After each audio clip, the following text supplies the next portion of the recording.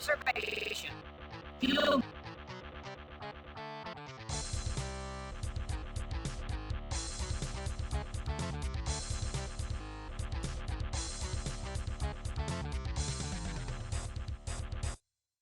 Observation.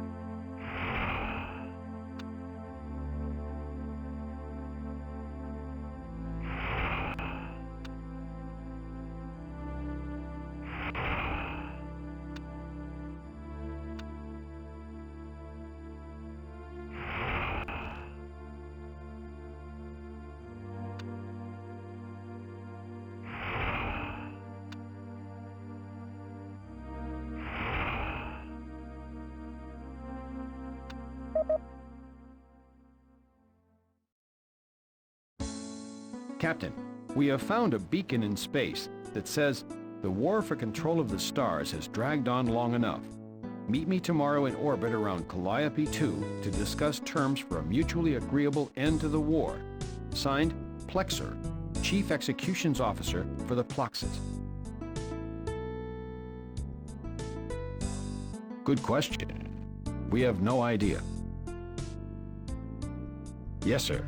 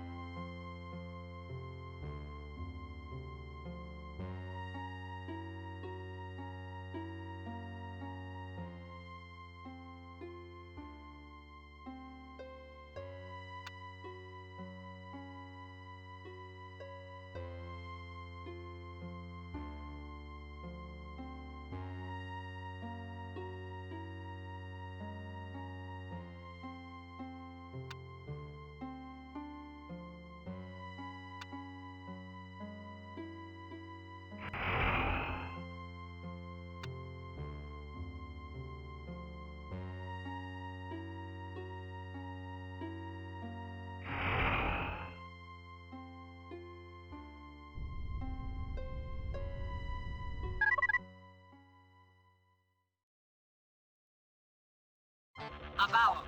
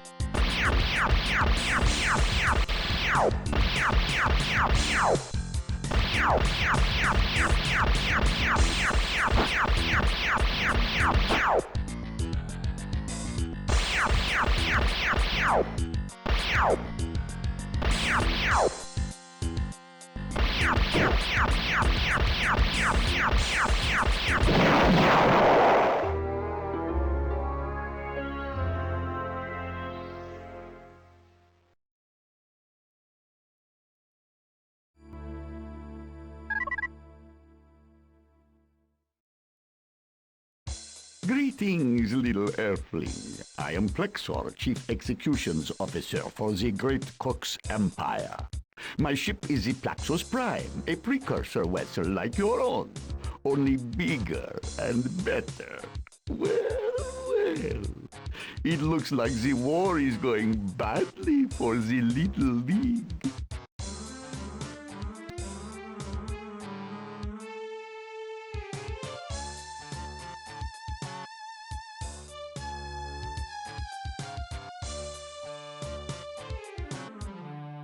So violent, so bloodthirsty. I like that. I've had my eye on you for some time now, human. I admire the way you control your empire.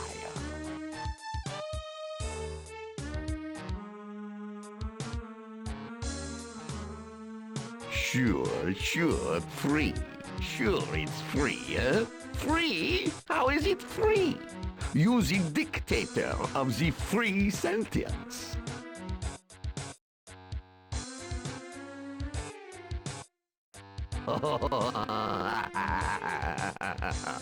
You expect me to believe that? But you are the dictator. You dictate everything that happens, no? You have the big guns, no? What you say, go, no?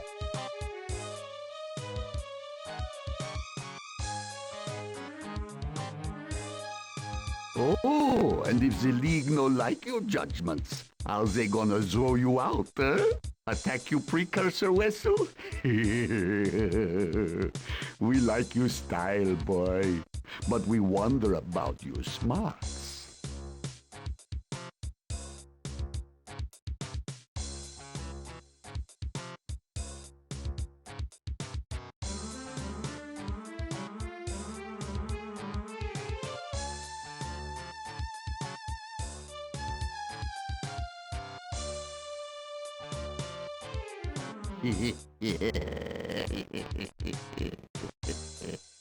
You really believe that?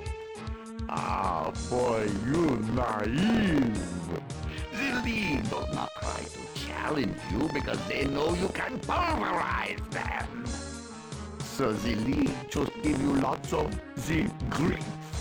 Why you listen to them little whiners? Them pathetic little coke? Them manipulative siren? Them bizarre little oars? Them grunting Urquan brutes? All those races screaming to you for more planets. Why you listen to that filth? You could put them all in their place so quick. Look, you a nice boy, but you naive. Look, you and me. We the two most powerful beings in the quadrant, eh? You as leader of your charming little league, and me as supreme leader of all the crooks.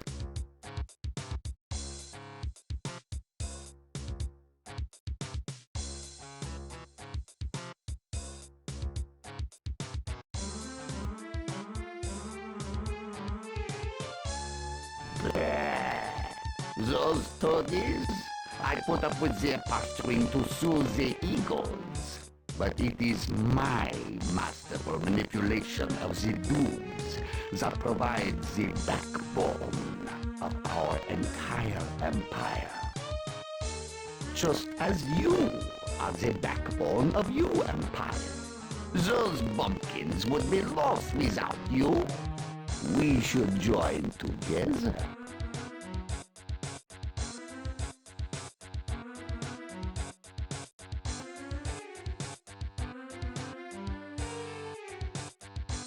Secretly, quietly. Think about this, Earthling. Imagine where the Katang would be without my little doobies. Another bunch of tin-plated petty tyrants with delusions of competence. And the Dak-Tak-Lak-Tak? Do you seriously think either race could have conquered anything, let alone half the quadrant?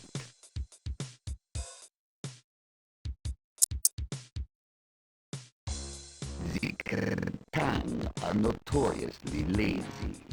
They do not keep up the infrastructure necessary to build a galactic empire, because they only get all juiced up when they are embroiled in rampant violence. They have the appetite for conquest, but not for control.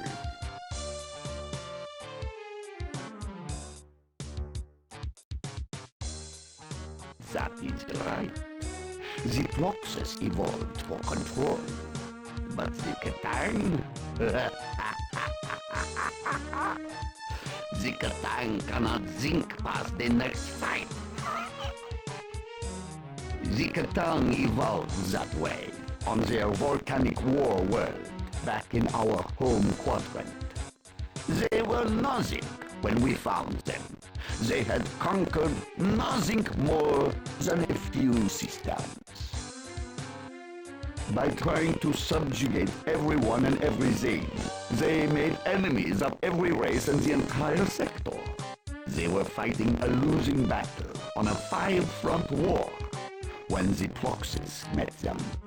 They had pathetic supply lines because it is beneath their warriors' dignity to perform the grunt work of maintaining their old colonies. They were headed for the big, embarrassing defeat. The neighbor races, they got juiced up to celebrate the fall of the local bully. And that would have been the end of the Katang. Except we intervened. We saw potential in the big bullies and knew how to manipulate them to our uses. We gave them the supply lines and logistics they lacked. And they won. To placate their gargantuan little egos, we pretend they are full partner in the crux. But they are no more than my strong right arm, just as the ducks are my smart, left brain.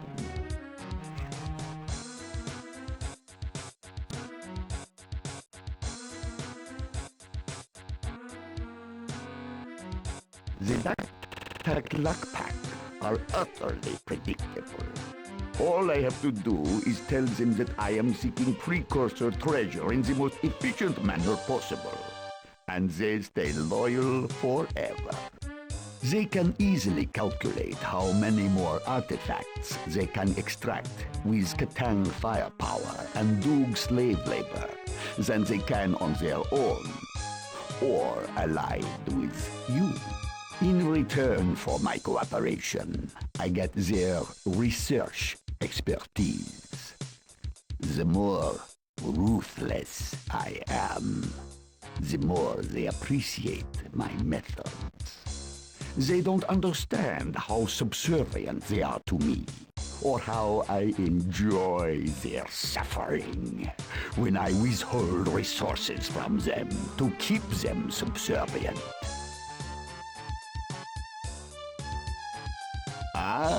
But you will just have to wait to find out until you join with me.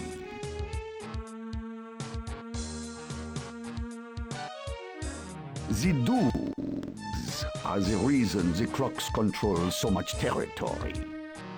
And the Ploxis are the reason the Doogs behave.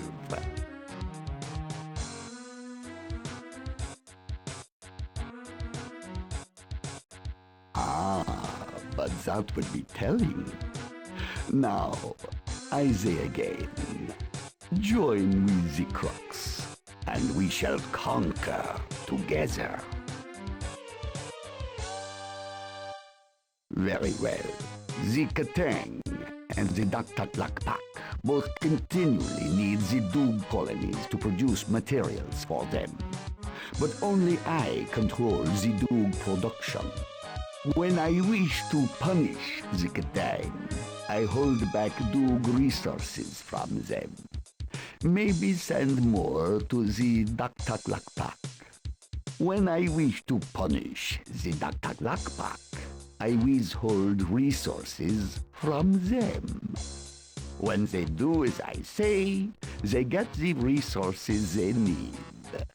Over time, they have learned to do my bidding while still thinking of themselves as equal partners.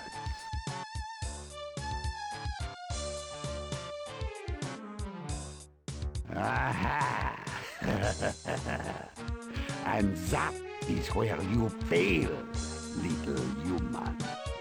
You can only see the very small picture, the mere macroeconomics. But I see the mega. You can only think of how you little league, you plucky band of free sentience would react to such tactics. But my system is the very soul of efficiency. Using resources as reward and punishment to provoke servitude and humiliation is the most ancient lesson in the universe.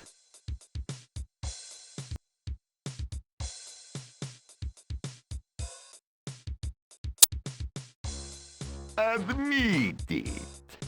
You get juiced knowing that others are beneath you.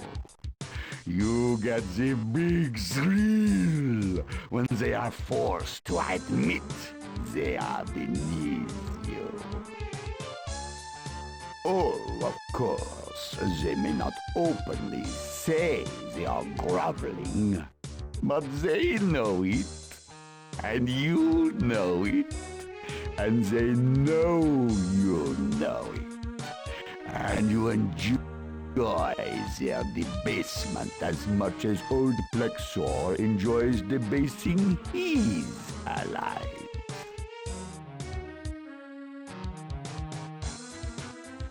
On the contrary, my little ally, when I see my allies change their behavior to curry my favor, I know they are bowing to me. I laugh when I see this squadron of an obstinate Katang warlord beaten by you League forces because I refused to reinforce them. And I cackle with glee when I see the squadron of a properly obeisant warlord succeed because I reinforced his ships instead. I make them not only bend the knee to me, I make them compete for the privilege.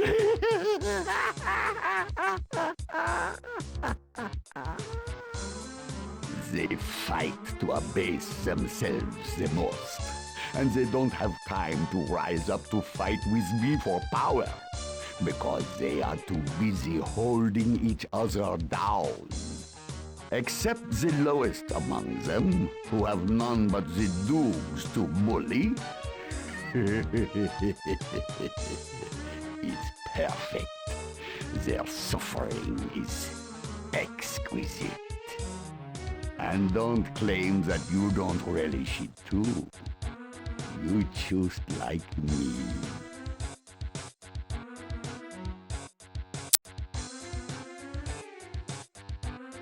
Oh, yes, you do.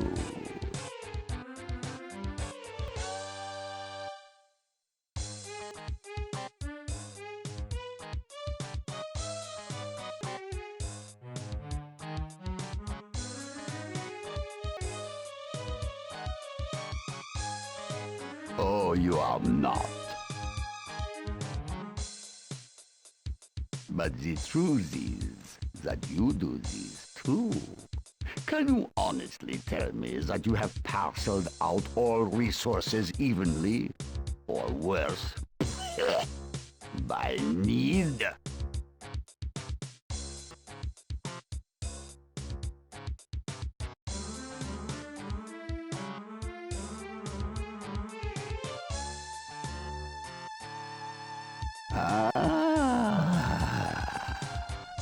So, now you see. You know damn well that the pathetic bottom feeder Spazi are not your equal. You know that you are more evolved than the idiotic, saprophytic Mycon. You know that the rest of the races are nowhere near you. But you were able to build and fly the precursor vessel, and not them. They're losers. Admit it.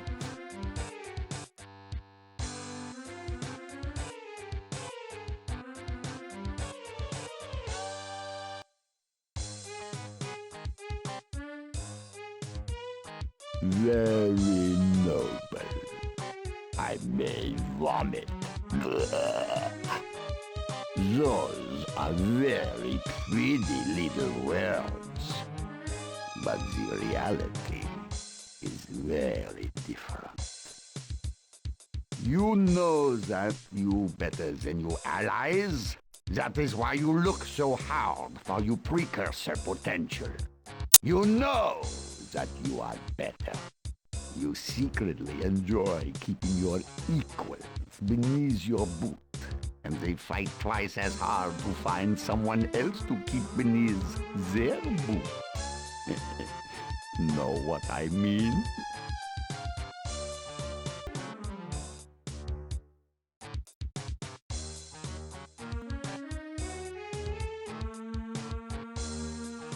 Am I?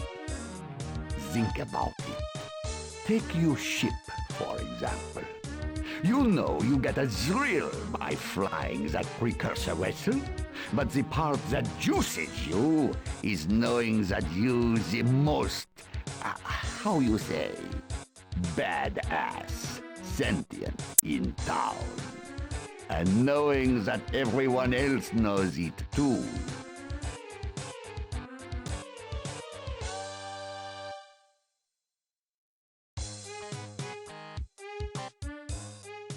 Oh, you only doing your duty. Oh, you make me weep the big tears of tenderness over how you must suffer.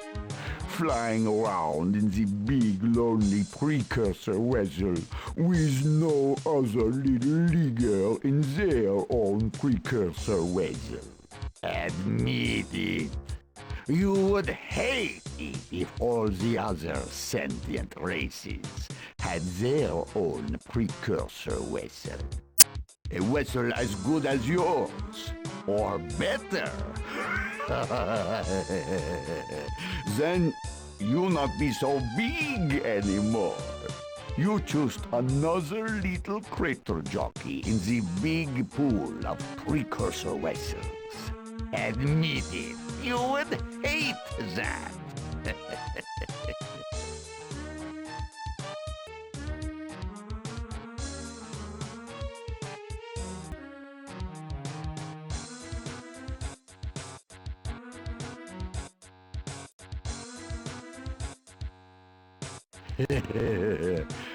Of course. But you cannot deny that our destinies are crossed, interconnected. We can be the bitter enemies or the allies. We could tear the galactic core apart, or we could have peace together.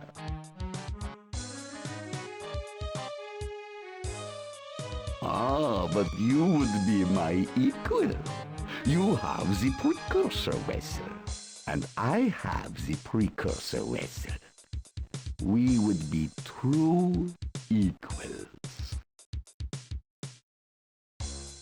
An excellent question. You got the spunk. I like that. The fact is that you would always have your precursor vessel to keep the balance of power.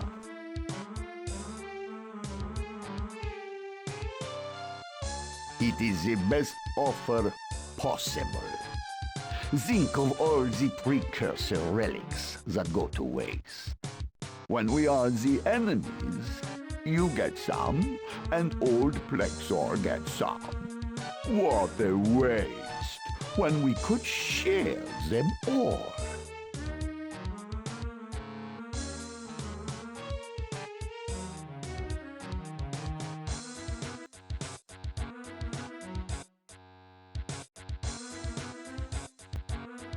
How you want? Look, I only want the relics so I can own everything in the galaxy. You want the relics to save the galaxy. We can do both. Besides, I want the galaxy saved too.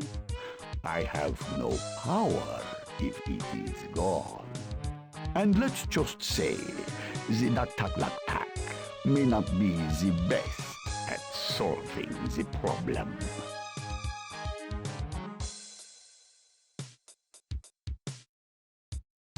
You are infuriating, you little earthling. You drive the hard bargain. Very well. I shall put you in charge of all the precursor dig sites. You will direct all If the ducks complain, I shall threaten to give them no more, and let them leave the crux when they inevitably threaten to go. Not a bad acquisition. A whole league for a few idiotic Dr. Glockback. There. How about that?